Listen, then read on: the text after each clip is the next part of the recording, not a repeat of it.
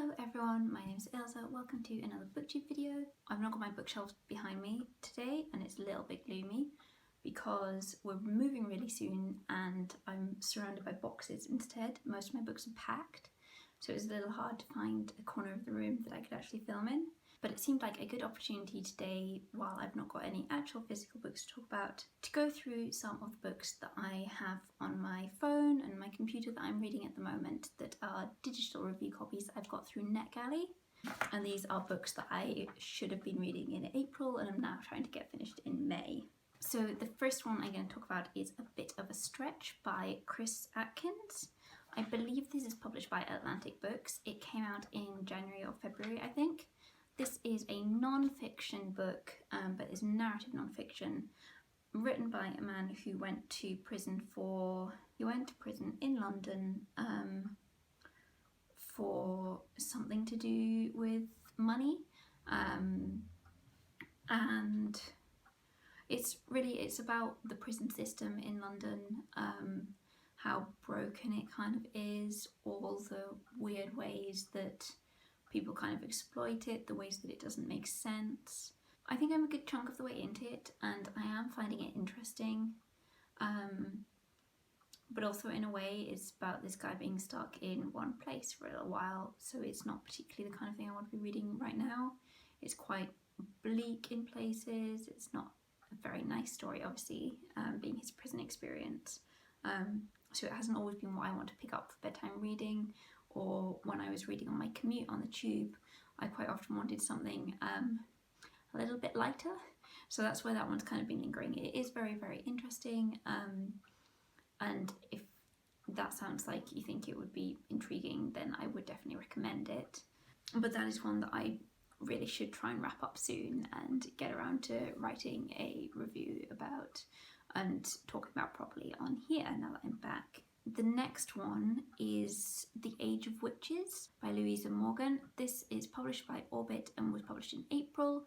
I think it came out last week. I got a few chapters into it and I'm actually going to DNF this book. Like, it's fine, but it just hasn't grabbed me in that way. It's very much fine, and I don't want to spend time pushing through a book that I'm not loving.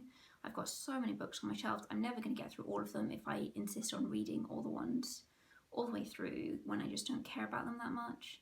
It seems like good writing, but yeah, it's just not grabbing me, so unfortunately I'm gonna stop with that one.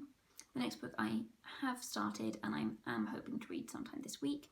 That is Aria's Travelling Bookshop by Rebecca Raisin, and that is published by HQ Digital. Again, this one was published in April, so it's available now.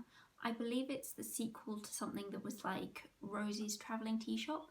It is about this woman called Aria who has a camper van that she's converted into a bookshop. Her friend Rosie has a camper van that was converted into like a cafe, and I haven't read that book, but it feels like the kind of series where it doesn't really matter if you've read them all or not. I would probably get a bit more from it if I had read them because of cameos from other characters, but totally fine to dive into with this one, I think. Again, I'm very early on in this book, but I am enjoying it so far. I think HQ publish lots of lovely books that are great for like beach reads, light reads, fast reads where you get like a nice interesting setting, like these little Cornish beaches and things like that.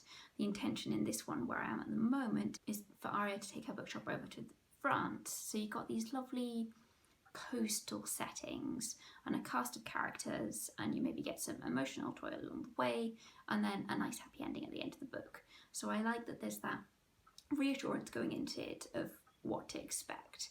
Sometimes I just like a fairly formulaic book to have those expectations set and know emotionally what I'm committing to the story, and I think this is a particularly good time for reading books like that. So yeah, as this was published in April, I'm going to make an effort to read it this week. I think I've mentioned in my previous couple of videos, although I am working from home at the moment, it is working from home, I'm not furloughed yet, my furlough period's later. I'm also trying to move house, so I haven't had as much reading time as I wanted. I've not been one of those people who's had a heap of time to read all of a sudden, so I need to concentrate on making time, especially for ebooks, which I would normally read on my phone on the train going to and from the office. So yeah, I just need to make that shift to reading on my phone a bit more often, maybe sometimes while my husband's watching TV in the evenings, or like on my lunch breaks, sit somewhere quiet and read on my phone instead of reading a paper book. We'll see how it goes. The next one that I want to mention is called Beach Read. That is by Emily Henry. It's published by Penguin, I believe, in July. This is about two struggling authors who either meet on the beach or like they're renting properties for the summer that are next to each other or close to each other, sharing this same beach. And the writers are both struggling, and they decide for various reasons that they will write a book in each other's genre for this summer, which just sounded like a fun setup. I write a little bit and I love a cute rom-com setup, and I just thought it sounded really fun, and again a nice lighter read than some things, so I think I'd like to get to that one quite soon. Haven't started it at all yet, so I don't really know any more than that. And then the final book that I wanted to mention today is called 8 Detectives. I just got approved for this one during this past week, and I'm really excited about it. I've seen a fantastic proof of it somewhere on Twitter.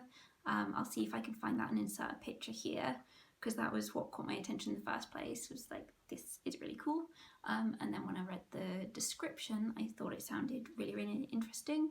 This is, if I remember correctly, it's a murder mystery. It's about an author who has written several detective stories, and his editor, I believe, something's happened, and she realises that in each of his previous books there were clues about a real life crime that has happened or is about to happen or something along those lines, and it sounds like a really cool murder mystery thriller kind of setup. So I'm really excited to get stuck into that and find out a bit more about it. That is by Alex Pavevi, and it's published by Michael Joseph in August, so I have a bit longer to read that one, but I'm hoping to get to it soon because it sounds really, really cool. Yeah, so those are the 5 books that I have sitting in my phone on my laptop to read that I've got through Netgalley recently, that I haven't got around to reading and reviewing quite yet. I'd love to know if you have read any of these, or if you've got them on your TBR pile, and what else you have on your TBR pile at the moment for May, or how your Netgalley library is looking in general. I quite often read books that I'm excited about from Netgalley and then don't get around to writing my review for them for ages, which is really bad, and I'm trying to work on this year. So I'd love to hear how you get on with managing Netgalley. Hopefully I will be talking to you very soon from my new house, and I'll be able to find somewhere good there for filming that has good light and bookshelves and exciting things like that. But in the meantime, I will say goodbye, and I will talk to you again soon. Bye!